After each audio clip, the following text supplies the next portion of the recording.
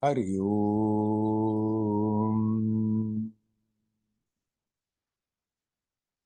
Hari Om.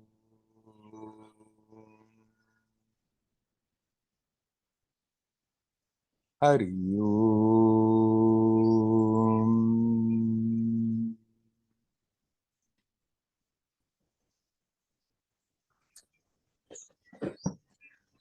Hello, my friends. I had a little technical difficulty to enter and be kicked out, but I think now it should be okay. Let's hope so.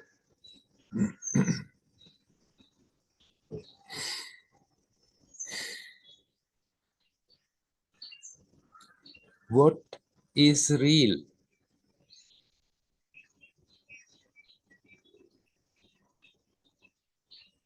What is real? If you ask people, everybody will tell you another story. Right now, wherever you are, sitting somewhere, looking at the screen, everything seems real. But actually, what is real of that?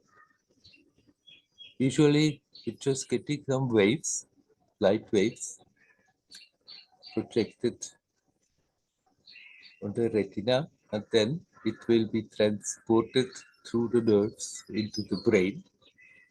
At the same time, we hear things. At the same time, we smell things, we touch things.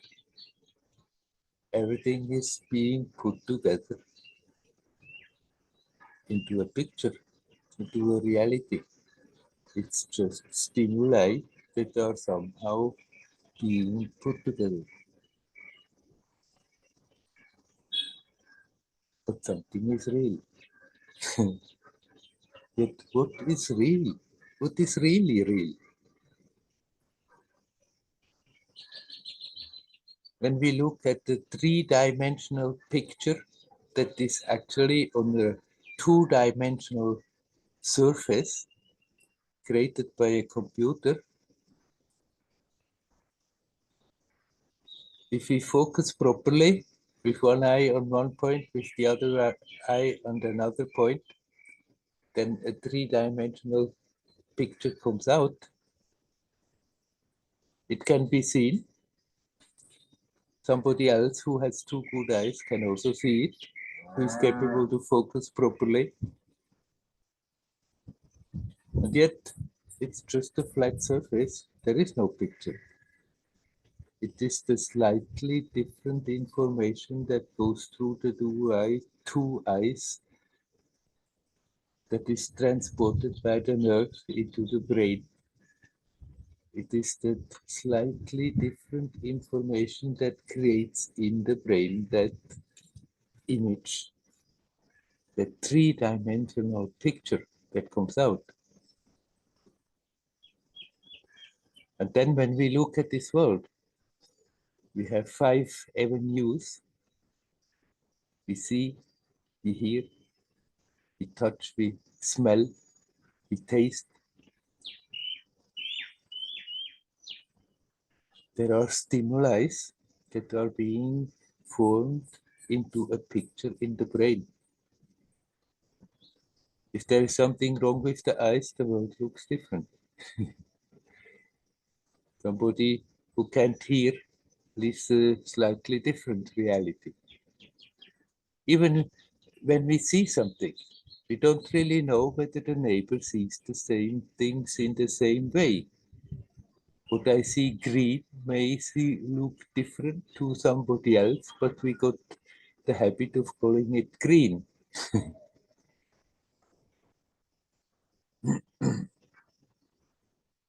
This is all a magic show. But there is something real. Whatever we are perceiving, whatever we are feeling, whatever we are thinking, there is always that one aspect present. Whether we are alone, whether we are with people and talking, there's always that one aspect that is there.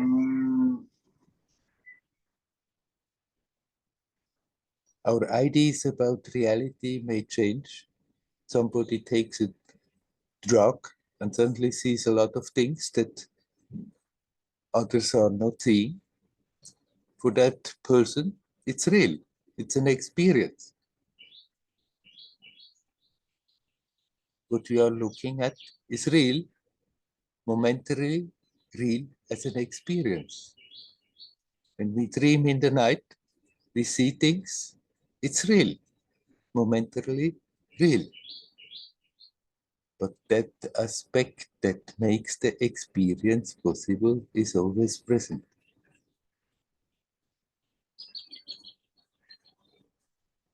As long as we are expecting that this momentary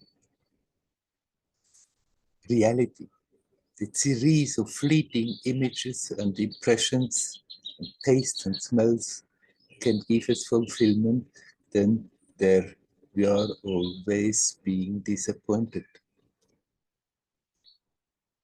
Momentarily it may work because then we accept it and relax. But very quickly it goes, and there comes the nagging sensation again for wanting something more because there is that sense of incompleteness.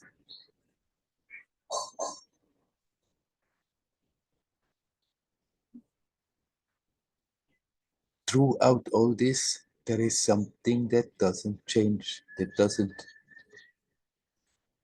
move. Capable of being aware of all the movement, all the changes, all the sounds, all the pictures, all the tastes, all the stimuli that we can somehow get. There is that awareness that all that is there, but that sense of presence that is first is not changing. We may have the feeling that it changes because our attention is flickering, goes here and there, and then comes back to that the moment, and then goes here and there, and then it seems like that is also changing, but no, that is always there, like a rock, immovable.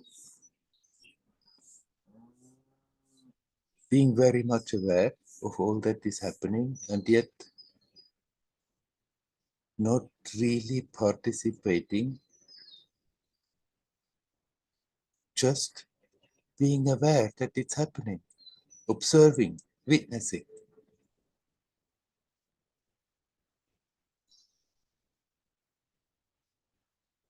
All the other things, they are momentarily coming, going, changing all the time, but that sense of presence, that sense that I am alive, here, now,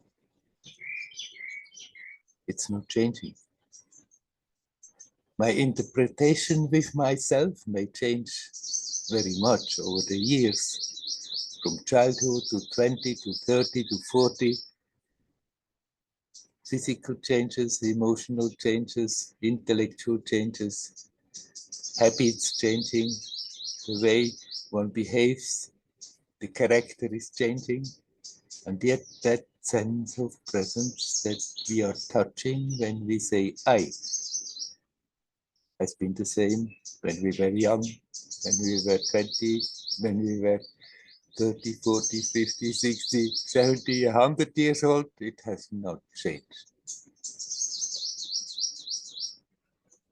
All the ideas that we are attaching to it, they keep on changing.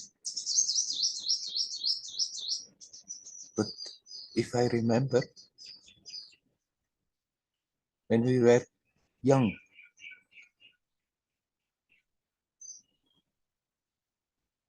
a boy, a girl, I say I, but there is that that something, that most familiar sense of presence that immediately is being touched. When I start to think about it, then the whole picture comes up, and that picture is created. It, and is changing. It comes, it goes. Sometimes it's there, sometimes it's not there. But that sense of presence is there, here, now, timeless. And all the sense of fulfillment, all the joy, all the happiness, all the creativity, all the beauty comes out of that. That's where we have to find our fulfillment, and not in things. They come, they go, they change. Nothing wrong with them. We have come into this game, playing this role, playing human in this crazy world for some time. But it's good to remember this is momentary. We can very well enjoy the little things that come along. We can very well set up the circumstances the way we like, if we can. But it's good to remember it's not that which gives us fulfillment. When we fulfill a desire, we relax. For a moment, we don't resist the fact of the situation. For a moment, we don't think it should be different. For a moment, we don't torture ourselves. Why did I do this? Why did I do that? I should not have done so. Or maybe I should have done something totally different. When one desire is fulfilled for a moment, then it's just relaxation. And there, in that sense of relaxation, that inner beauty has momentarily a chance to come to the surface, and we feel happy. It's not from the outside, it's not from what has happened, it's not from the things that we are getting, from the situation that finally pleases us. But if that resistance to what is disappearing, then that natural joyousness of existence has a chance to come to the surface and manifest. This sense of presence is real. It's that which doesn't change, it's that which is there, the same throughout all the changes. We cannot really define it. We can give all kinds of names to that. We can give all kinds of descriptions, but it's never describing. It's just there are indications. And yet it's so totally familiar because we know it, not by thinking about it, not with the intellect, we know it by being. I am that I am. I am what I am. I am that sense of presence. When I say I, immediately the attention touches that. Here is the sense of fulfillment. Here is all the riches. Here is all that is creative and beautiful. We can express it in many different ways. We can admire expressions that have been made. It comes all out of that source.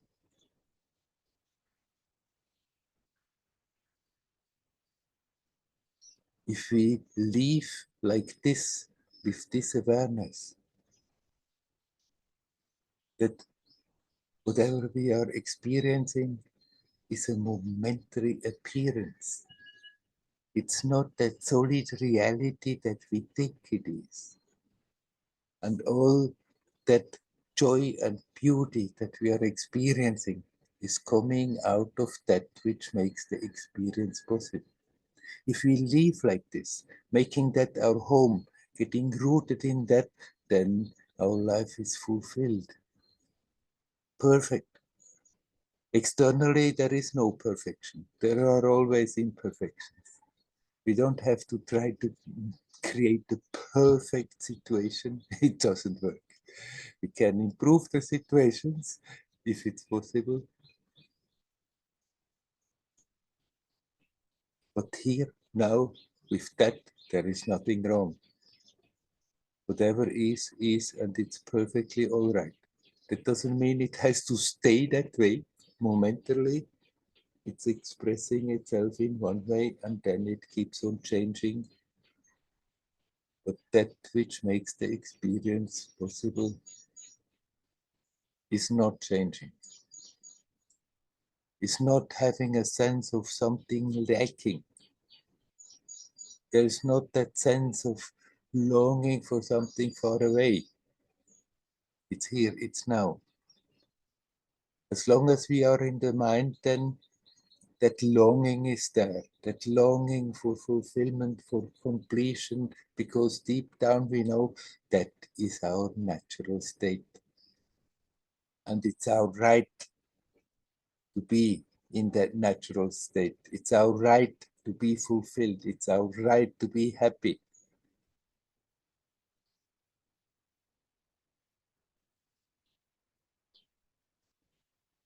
Because that's what we naturally are.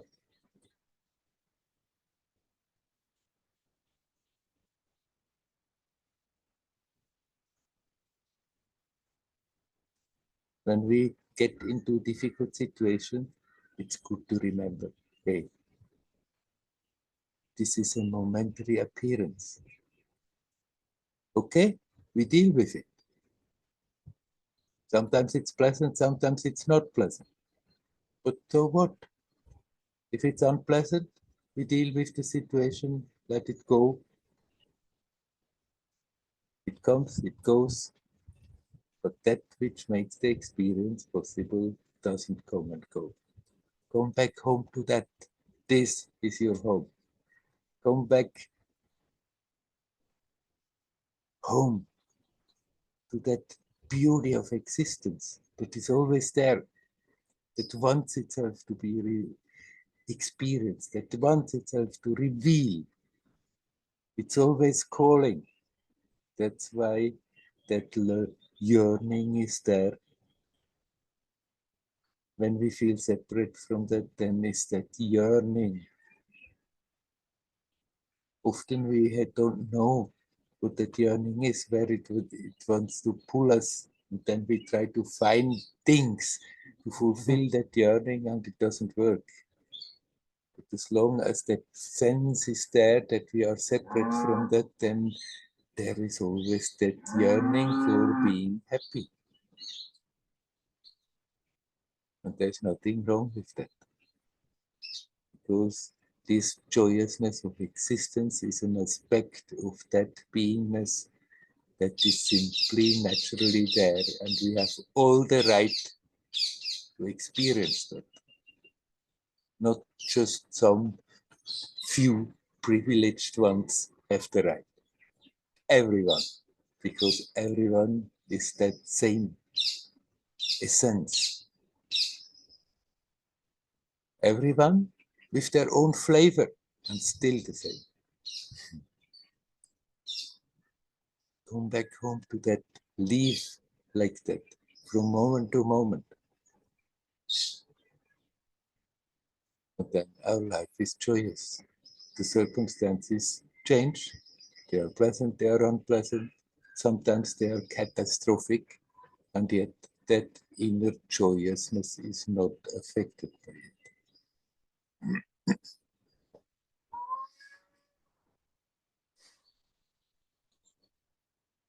Hari Om, Hari Om, Hari Om.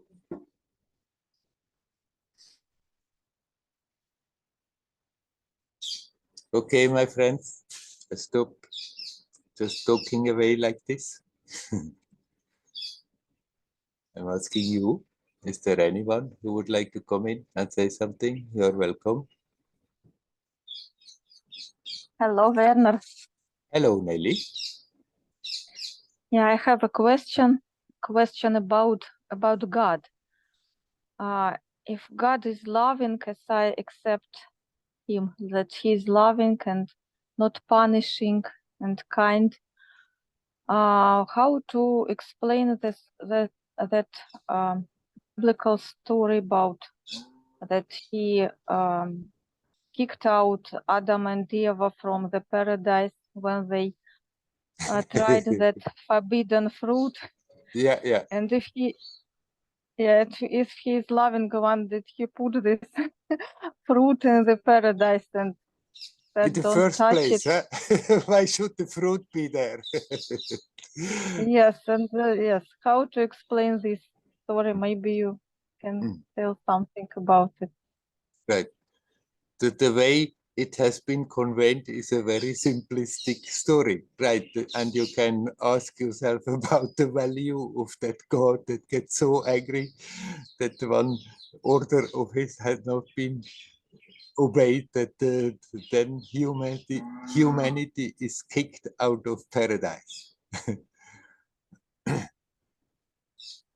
Somehow that essence is curious to experience itself in new ways. To be immersed in that is your paradise, is your paradisical state. But then when the intellect comes in, when the thoughts come in, curious about things, and then there is the tendency that one creates a sense of separation and falls out of that paradisical state. It need not be. It's not that the punishing God has kicked out anyone, but if that alertness is not there, that simultaneously with the experience that is unfolding, that takes form, that has a manifestation, that simultaneously we can still be consciously rooted in that, then there is never a leaving of paradise. But when the identification comes, like the eating of the forbidden fruit, that the fruit is the fruit that gives you the sense of knowing right from wrong and all that stuff. So that's how what is written in the Bible. So what actually they mean, that then that identification comes with the intellect, and that identification causes separation. Then there is the me and the you and the things and the world out there and all that creates that sense of separation, and there you're out of paradise. It's not that some God with a long beard has kicked us out. Now, in the long run, this is also not for nothing. All the experiences that come out of it, they are also enriching, but that doesn't mean we have to stay in that state. We can very well bring the attention back, and there we are again in that awareness that everything is connected, that there is oneness, that there is the multiplicity and at the same time oneness. And if that awareness is there, you don't leave paradise. Thank you, Werner. The idea of God is very much created by humans according of their own way of functioning. They say we are created in the image of God, but it's more like humans have created God in the image of humans. they, they give God all these qualities that we ourselves have, getting angry and being jealous and having all kinds of tantrums and punishing and rewarding. This is all the what comes out from the experience on this human level, because there we feel our sense of right and wrong, and then we project it in an all-knowing God who is only right and wrong, but somehow basically doing the same thing as us, simply from a broader perspective.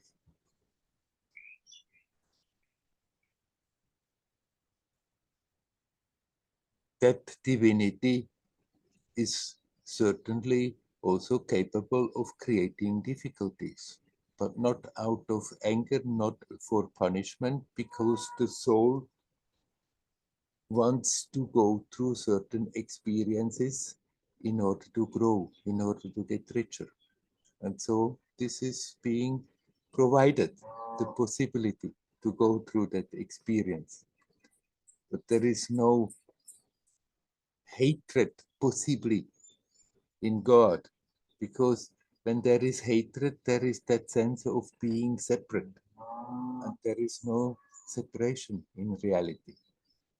So the idea of a hating God is completely nonsensical, because God is that essential presence I have been talking about. There are certainly beings who are totally aware of that divinity, powerful beings who have a great influence on subtle levels, on growth levels, in worlds, in universes. But they are in harmony with that divinity and are not sitting there mothering their creation and, and rewarding and punishing. This is what the human has then created out of that. After all, the scriptures, however holy they are being taken by their followers, they are always written by humans. Yes. Once when I was still in Switzerland, there were from a religious group, two elderly men came, and they came to talk to me, and they wanted to very much that I read a book of theirs. And okay, I accepted to take that book, and already in the introduction, the proof that that book is true is that all those who have written that book, they were all God-fearing people. That's how the human mind is creating realities and creating truth according to their idea. I mean, it's a funny proof to say that the one who has written that believes and is afraid of that God they describe, so that is the proof that it is true. But don't take this so literally when you hear this kind of stuff, that God has been punishing people, and also many who believe that they are actually afraid, partly of dying, partly because they are afraid there is then the judging God there waiting for me, and I will be punished for all my sins, and that creates all that unnecessary fear. These are all human story. It has not much to do. Sometimes symbolically it points at something that is happening, but it has not something to do with what really is. Okay. Thank you, Werner. I will listen again later. Very interesting what you said. You're welcome. Thank you very much. Hari Om. Hari Om. Hari Om.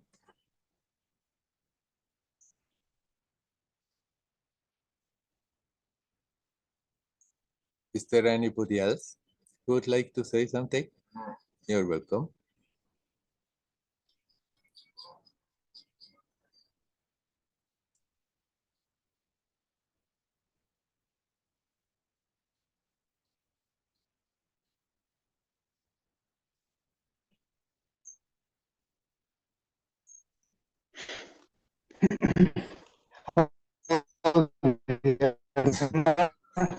Hello, Dial, but unfortunately, we can't really hear you. You are breaking up.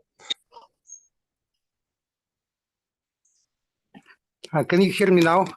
I can hear you now. Now is better? Yes. Hello? Yeah. In the beginning, you Oops. There you go again. Sorry, Dial, it doesn't work. talking about reality of, just wait. And now, maybe now is better. Yes, now also Hello? your picture is clearer. And so let's hope. In the beginning, you was talking about reality of feeling of I am, feeling of presence. Yes. And if we keep on coming to it, then we will find the reality. And I want to ask you about other way, what Vipassana offers. First, we observe respiration and focus on this small area, and we start feeling vibrations, subtle energy inside of the body. Yes. Then we have to feel it in all parts of the body, feeling the body just ball of energy. And by this experience, they said, I don't have it yet, the ego will dissolve somehow. If you feel the body is strong, it's solid, then ego somehow exists in it. If you feel the body just bunch of energy, it's just waves of electricity, then ego cannot stay with it, and ego will dissolve in also slowly.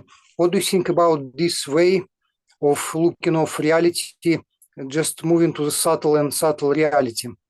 Yeah, I mean, it's not in any way contradictory to what I have been talking in the beginning. It's just one way to go about to come in touch with that, what I call that sense of presence. And then with these exercises in Vipassana, that you bring your attention to that point and then become more and more aware of the body and more subtly aware of the body, that it's not really solid matter, that it's energy, then you are getting subtler and subtler in your perception, and in becoming subtler and subtler, your attention gets more and more sucked back to that which is. And yes, of course, that what is the ego? The ego is not something real. It's something that we are creating in our mind by identifying with our role, with our personality, with our body, feeling totally separate from everybody else. But the more you are turning the attention back to the source, the more this identification disappears, and then there is no ego there. Yeah, okay. And what about to combining these two ways, going to I am, feeling of present, and just feeling the subtle body? Is it possible to combine it somehow? Of course you can combine the two. They go very well together. That you do your Vipassana practice step by step, but at the same time, you can be focused on that sense of I am while doing those Vipassana exercises. If you feel like doing so, perfectly valid. Even if maybe other Vipassana people will say this is not the proper way to go about it. Yeah. Okay, Werner, thank you. Whatever helps you to connect is valid. And if that combination of feeling your body, feeling the different body sensations, feeling that subtle vibration you have talked about, if it helps you to focus at the same time on that sense, I am, then this is perfectly valid. Actually, I think it's a very, very good combination. And then I want to ask you about adding one more way of practicing. Before a Vipassana course, we said Buddham Sharanam Gacchami. That means we take refuge in Buddha. So, and while I'm practicing, I'm sometimes just say Buddham just asking help of Buddha, just to be more focused, just to be more concentrated. So is it also possible to do during the practice? Sure, sure. Because Buddha is not one man who has been living sometimes 2,500 years ago, but what Buddha means is exactly your own true nature. And whether you call that I am or Buddha, basically it reaches the same place.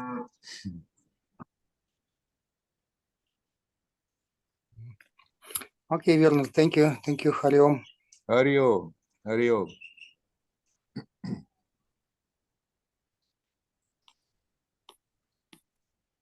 Is there anybody else who would like to come and say something? You're welcome.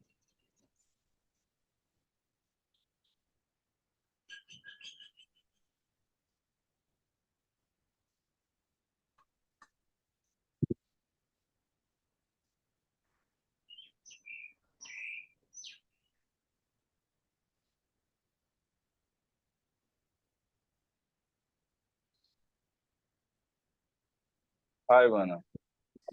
Hello, Flo. I just wanted to ask about, I'm sure everywhere there is this belief, that sometimes someone is imposing negative energy on us, like something like black magic or some kind of, negativity sent towards us or some kind of curse. Yeah. So from an astrological perspective, we suggest some kind of energy clearing, which can be different, maybe in India it is different, maybe in the Western world, maybe it's more of the psychics or shamans who do that. So, but at the same time, when I came to Tiruvannamalai, a lot of the satsang teachers and, spiritual teachers, they said, you don't have to get into that energy, of solving some kind of witchcraft or black magic or something like that. So, how do you see this, in the life of spiritual seekers? Because then at some point we, get into the energy aspect. Somebody tells us something like this, and it happens quite often. So how do we look at it?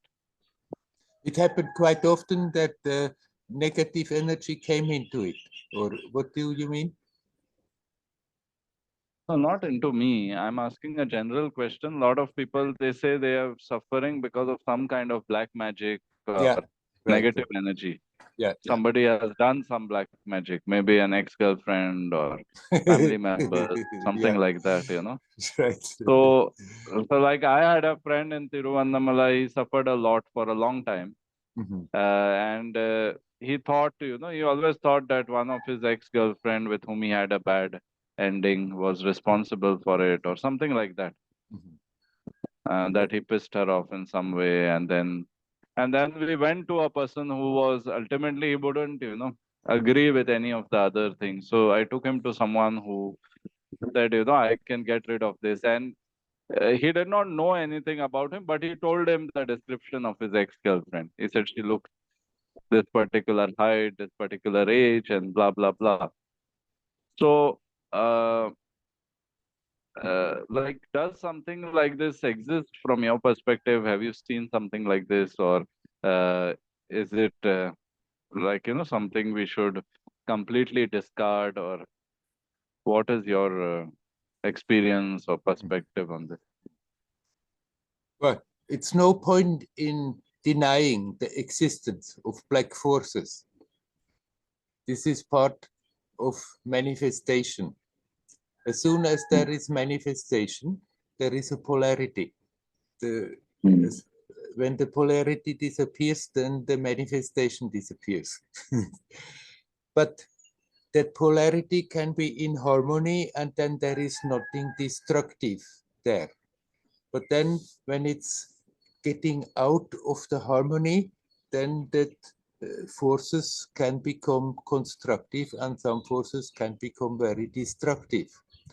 I'm sure there are people who are consciously trying to develop this kind of destructive forces and can do mischief with that. Now, what should you asked? What can we do about it? The most important thing is not to be afraid of it, because if that fear is there that one can be attacked by black magic, that is like opening the door that black magic is coming and has an effect on you. But if you are not afraid, if you are bringing your attention back to yourself, then you are free of that. Nothing can reach that. So develop that confidence in oneself, in yourself, and then black magic has much more difficulties to reach. And even if there is a powerful black magician trying to do something, you may have some bad effects for some time, but then you come out of it that much the stronger.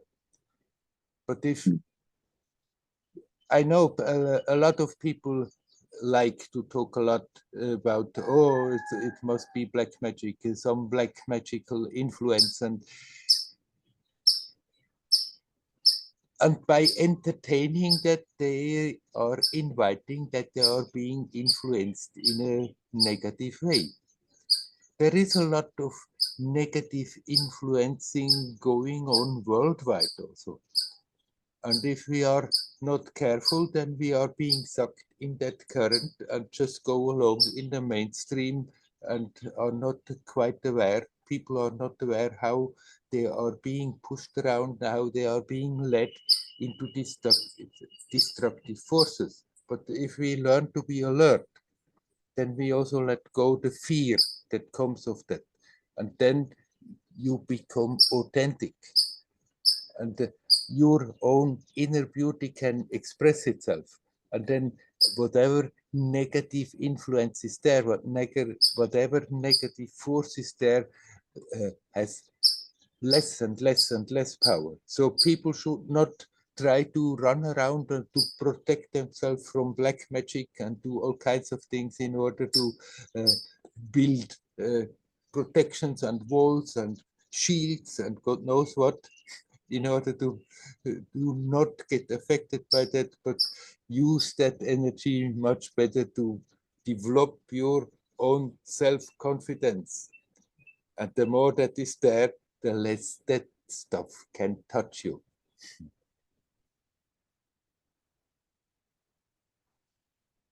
So, for example, if somebody comes and says, "Oh, I think I'm so bad, and so many bad things are happening because of my ex-girlfriend who is pissed with me and is doing black things to me," then okay, you went to somebody who helped him. That is a possibility, but then it would be good that that person teaches the man who is affected like this, look, if you learn to be strong, then this kind of stuff has no chance to create trouble. Then and often we are creating our own troubles, and people are then, instead of acknowledging that I created difficulties in my life myself, instead of acknowledging it, that there is some black magic going on against me. We often are the black magicians against ourselves if we are not alert, if we are not careful.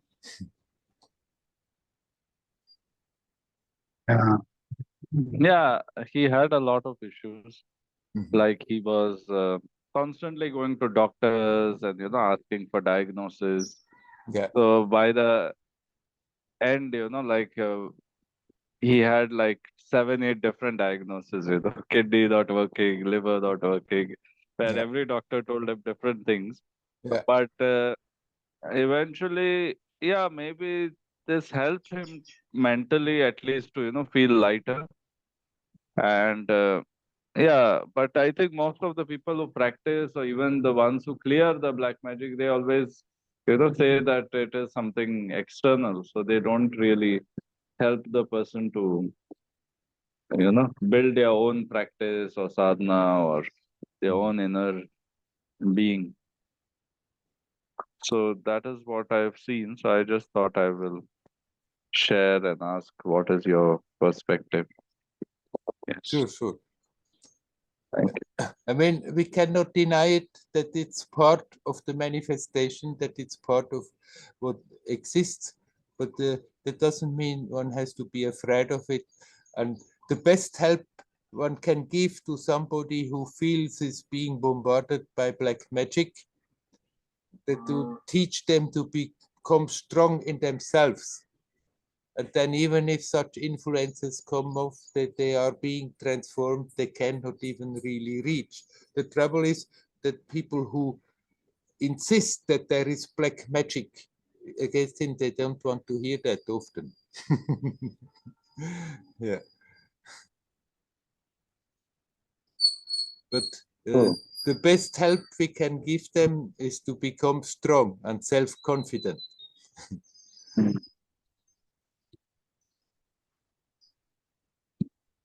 Okay, shall we leave it? Okay, At thanks. that? Yes, thanks.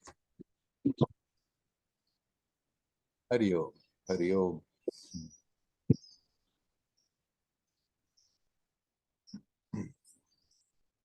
Is there somebody else who would like to come in and say something?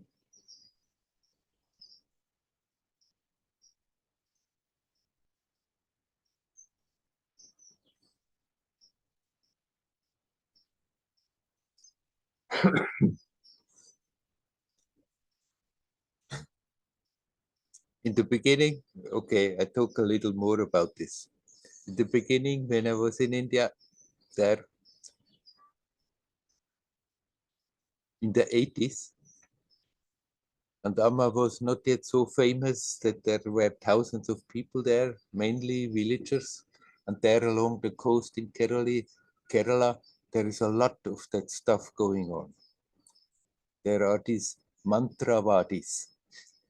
People can go to them who are angry with somebody, and then they do ceremonies to influence their the enemies of those who come and pay, that they may get sick or they may have misfortunes and all that kind of stuff. People believe so totally in it, so there is also the openness that this has power. There is the fear of being attacked like this, and so there is also the openness that there is power that can affect us like this. When in the beginning, then 3 times in Amma's place, there were the Krishna Bhava and the Devi Bhava, and just mainly villagers came, and many of them came actually telling there is an influence, and she would do some puja to them and help them to get rid of it. But it gives it power if we believe in the power of it. If we are afraid of the power of negative influences, then it has power. That's for that I said just before to Floyd, okay, the best help you can give somebody is try to make them clear they have to develop their own strength, their own self-confidence. Not to get more and more and more protections against influences like this, but getting stronger, and then they can simply not reach. The real is stronger. Destructive forces, they have often immediate visible effects, but what is real, that which is connected with the essence, that which makes consciousness expansive, is more powerful than this stuff. There are also subtle negative influences coming, and people are afraid of ghosts that can trouble them. And if that fear is there, then we are inviting such ghosts. But if that fear is not there, even if maybe somebody sees a ghost but is not afraid, then that ghost-like thing cannot really do any harm.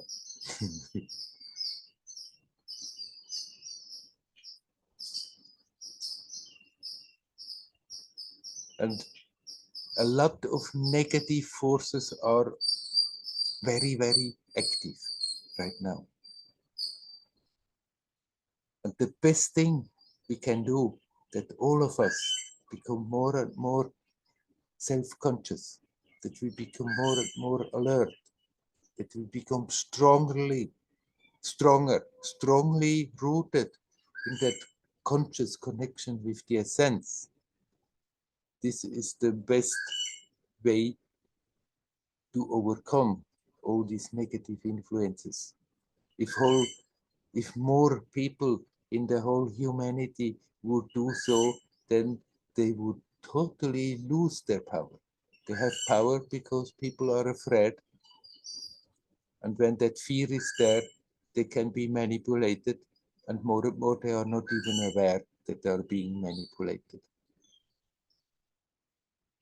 Those who are waking up from that nightmarish way of existence become aware. You just have to be self-confident. You just have to connect to the light, and then this influence, the power of this influence is getting less and less.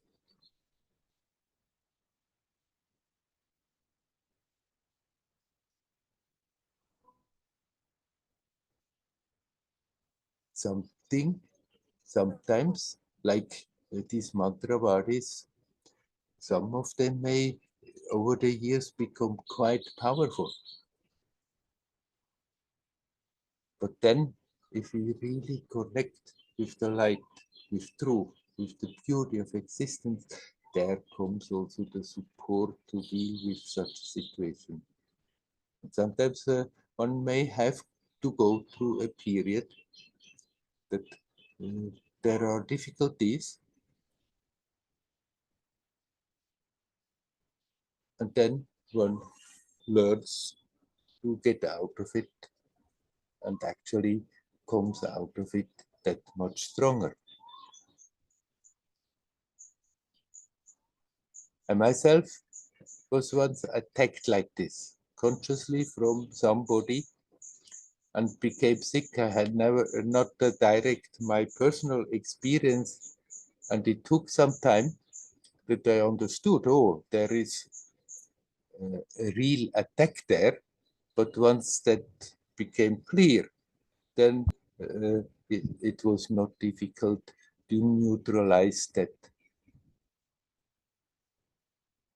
negative force that was creating trouble in my life.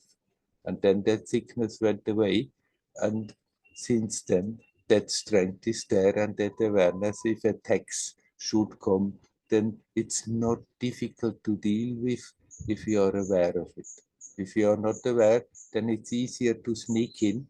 But in course of the process, then somehow when the dark forces come like this, and one is opening basically to always to the truth, then the support will also come, that we know how to deal with that and have the strength to grow out of it and actually get growing stronger because of the experience.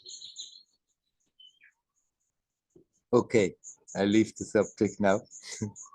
I'm asking you, my friends, is there anyone? One, I just wanted to, since you said some more things, like sometimes people say, that just like you fix your car, if you have a problem in your car, you go to the mechanic and fix it.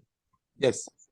So they say even if you're spiritual and let's say you're afflicted or something has gone wrong in your body or in your mind because of some negative energy, then why not just go and fix it, like repair that part, maybe clear that energy or something like that and move on with your spiritual practice, because otherwise you will take days together to sort of, bring that, to process that energy.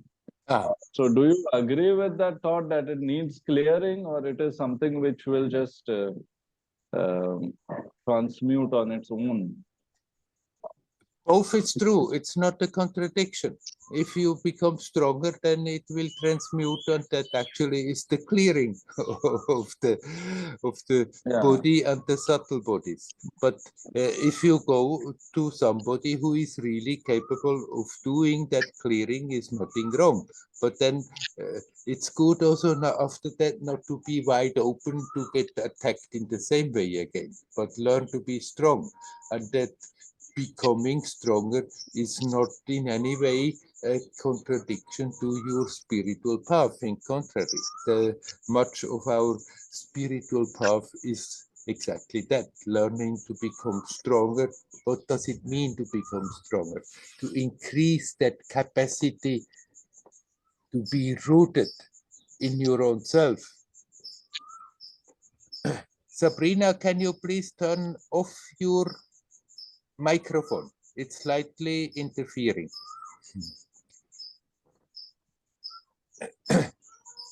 So that becoming stronger means nothing else but that increasing capacity to connect with the essence. So the becoming stronger in that situation is also not somehow something that is opposite to your further spiritual development. Is this happen of some karma? Let's say someone wishes that, there should be obstacles in another person's life.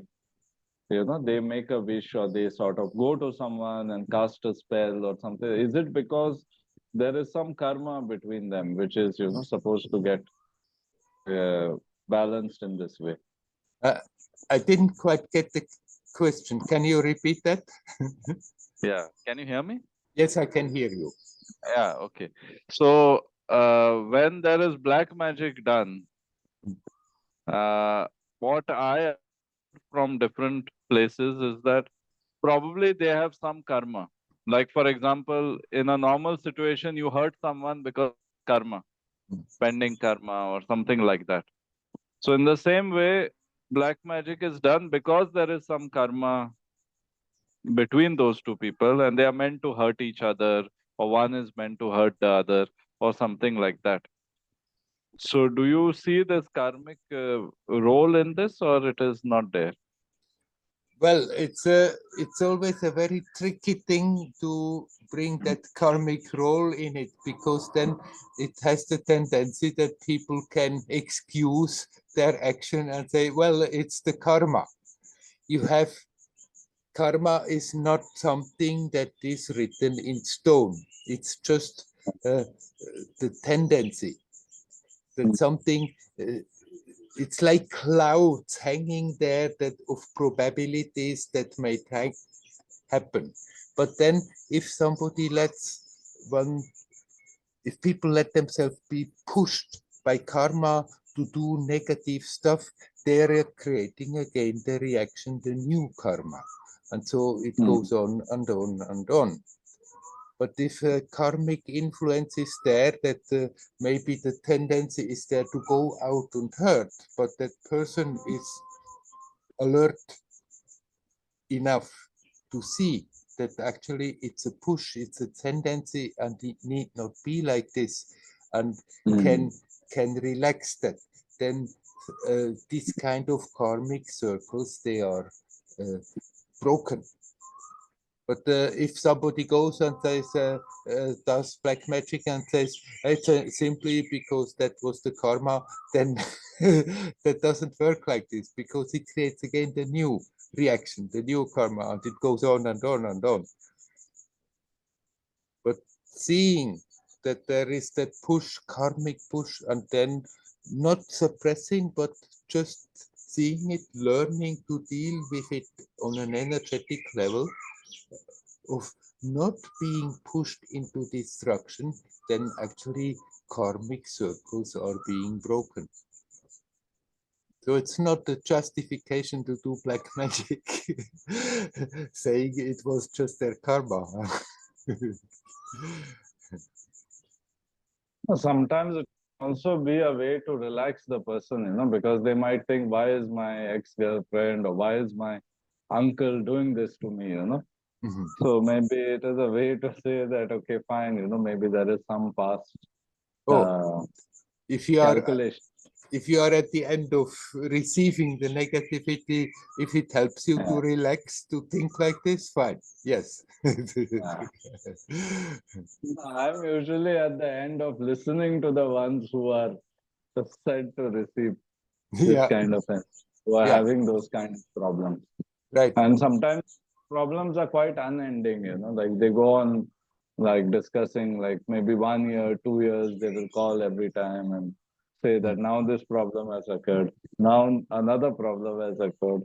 So Yes. there's continuous challenges, So then, then they attribute it to this kind of negative energy. Of course, most of them are not doing any kind of spiritual practice or meditation or bhakti, or they just start after they see all of this.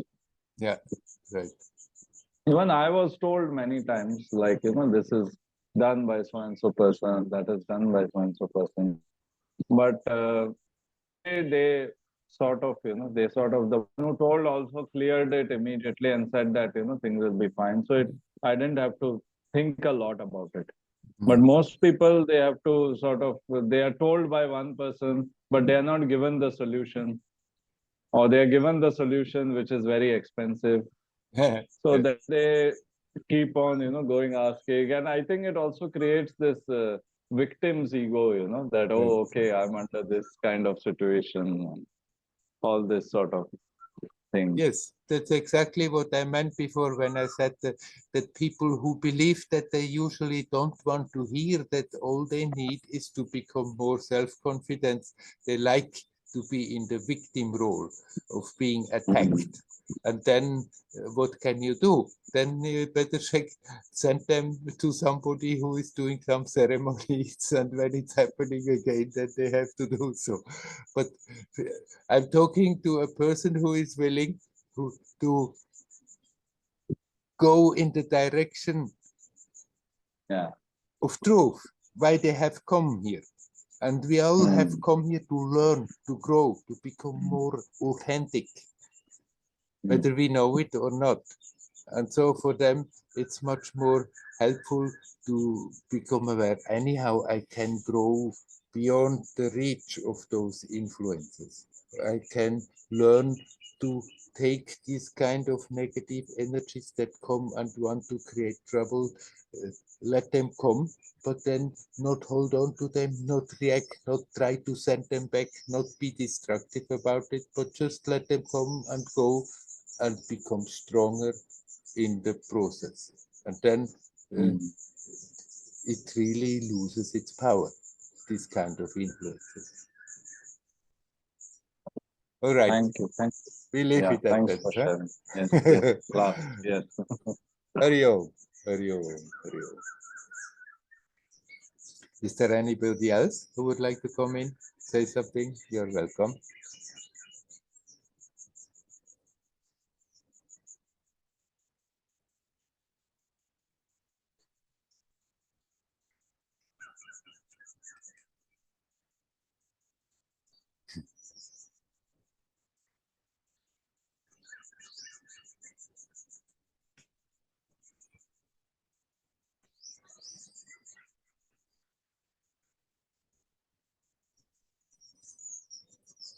I mean, now we have talked about black magic and stuff, but it's the same thing that happens also not overly black magic, but with this in conversations, what is happening amongst people. There are these friendly energies circulating, and amongst people there are these unfriendly energies circulating. And the tendency is when there is an unfriendly energy, an aggressive energy, that we make a target, and then it's here, and then we start to send it back, and then there is a target there, and they send it back, and it's a circle, and it goes on and on and on. And we can learn to break these circles, not by finally overpowering others, getting dominance, but by seeing, there, it's pulling again into the negative direction. It's pulling again into negative energies. It's pulling again towards negative emotions. And then when we see that, when we are aware of it, then we can learn not to give way to that. Or even if the pull is too strong and the negative emotion comes, then instead of manifesting that emotion in a destructive way, we can just observe, okay, that there is that negativity, there comes my negative reaction, and learn to see what it is doing to our experience right now, how it is manifesting in the body, and learn to relax. And then, even if negativity comes from outside, if we don't give something to hold on to, it very quickly starts to cease. But if we are grabbing it and sending it back, then it comes back again, and it can go on and on and on. And people may be angry with each other for years together. And whenever they think of each other, then they think in an angry mode without doing any black magic stuff or so. Just being in a negative state of emotion, thinking of somebody, we are sending that energy there, and the other person is not aware that it's coming, and also starts to think of the first person in a negative way, and so it goes on and on and on. And we can always, these kind of circles, remove by not more playing along, or avoid that these kind of circles are being established at all by simply not giving way to the old habitual reactions of being also destructive. It's subtly like this, the same thing what we have before discussed about black magic, and not being afraid and learning to cut these kind of circles. It's happening all the time. People living together, invariably there come clashes. Then we can just try to become stronger and stronger, that nobody dares to clash, or that we can give back strongly, or we can learn to become transparent.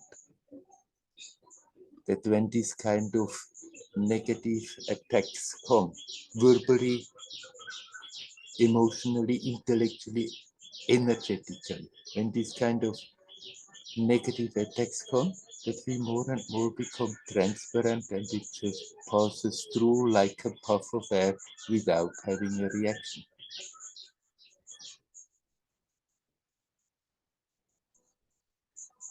The more you are capable of centering in the timelessness of the now, the more you are consciously connecting with the essence, the easier it is to do these things that I just have been talking about. To not being swayed by the little or the bigger attacks that come on all the different levels. To take them in your stride and remain centered. Sometimes it may feel that we truly feel it's perfectly valid that we express something strongly, that we express anger. But if we are having that basic capacity of connecting, then it's simply meant as a sort of like a measure to repair a certain situation, and the emotion is there a moment and it's expressing itself and it's gone.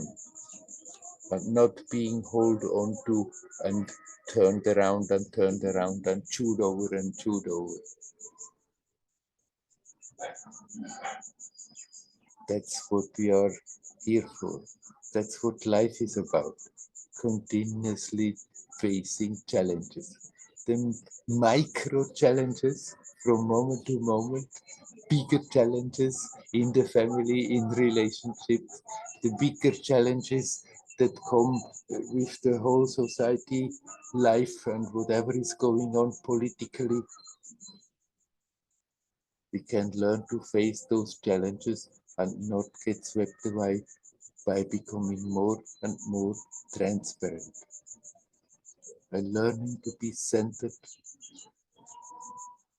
in that centeredness, learn to relax and then consciously connect with the essence, consciously connect with that which makes everything strong, consciously connect with that beauty of existence.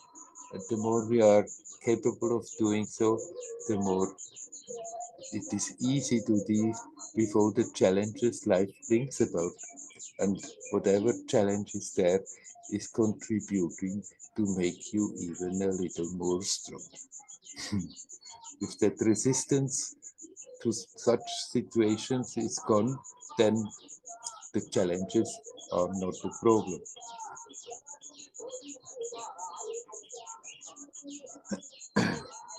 I don't know whether you can hear it in the background. The music is turning on and on, louder.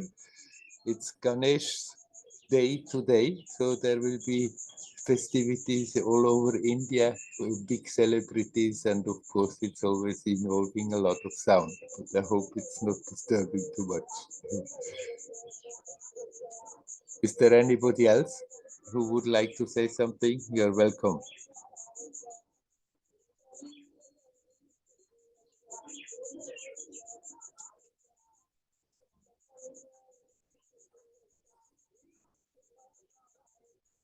Okay, and let's for a few minutes just consciously be. Consciously be, feel the support of the group, of the energy, of the subtle space we have formed, even if we are physically in very different places. And just be here, now, consciously conscious.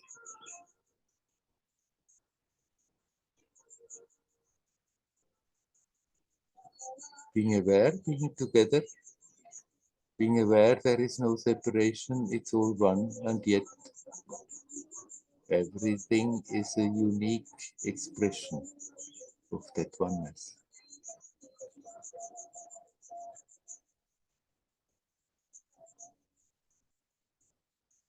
If you can sit somewhat comfortably somewhere,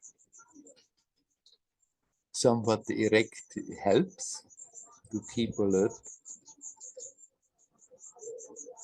but just be in a position that the body disturbs as little as possible.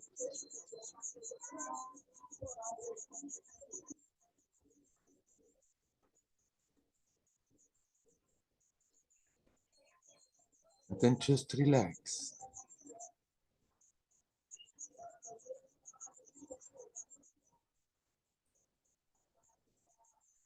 The breath gently flow in the body, gently flow out of the body in one's own natural rhythm.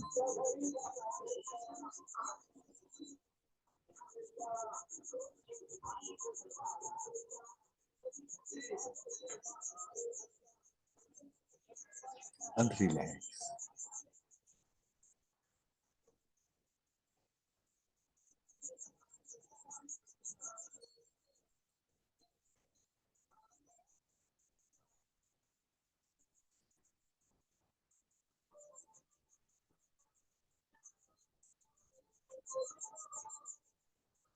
Just be here.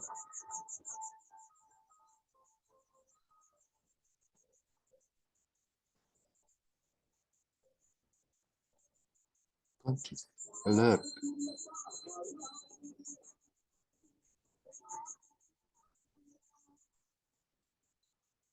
Consciously, conscious.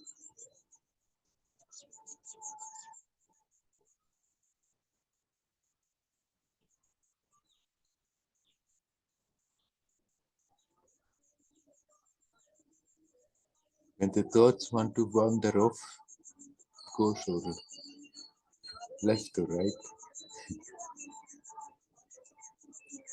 just don't fight them. Simply don't get interested and just redirect the attention to simply breathe in, breathe out, and relax.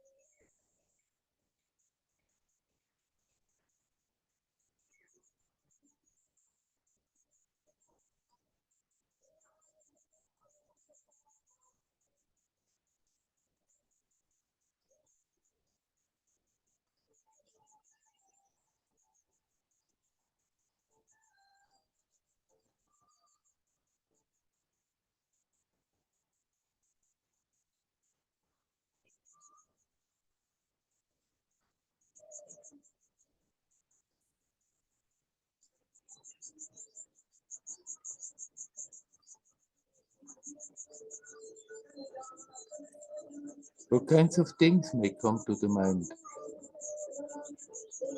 Just don't get interested. Let these thoughts come and go like a puff of air. You are here now.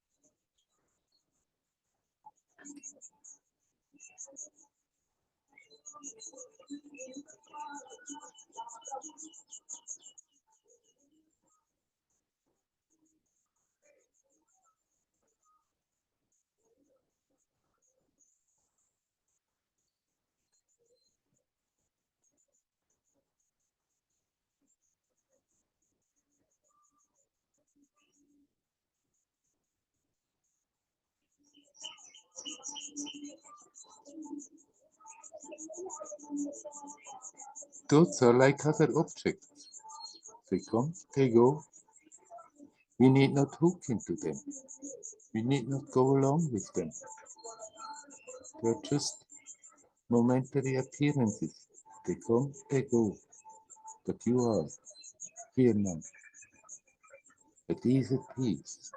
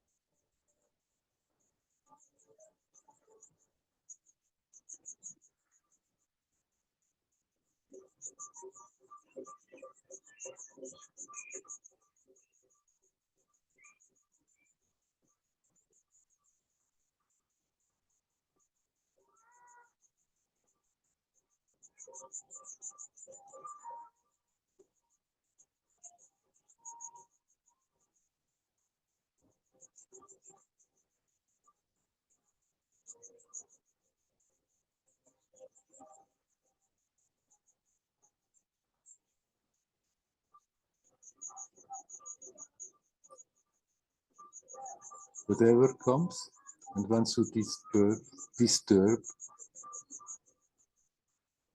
just be. We see it, we let it come, You let it go, but you are remaining rooted in that. Here now, you are that.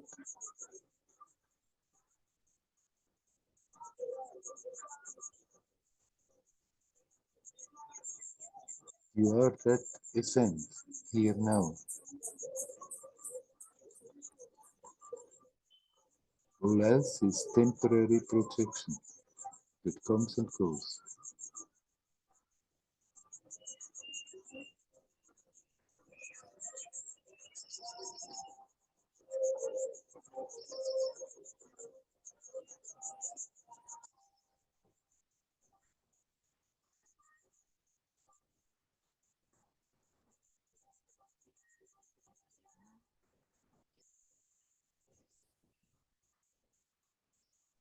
Then we can consciously bring again the attention on the physical level, feel the energy flow, connect with that level more actively again, but then at the same time, be aware you are never apart from the descent. It is always there. It cannot be absent. And we can consciously dive into that at any time, wherever we are, whatever is happening. I wish you all well. Hari Om. Hari Om. Hari Om.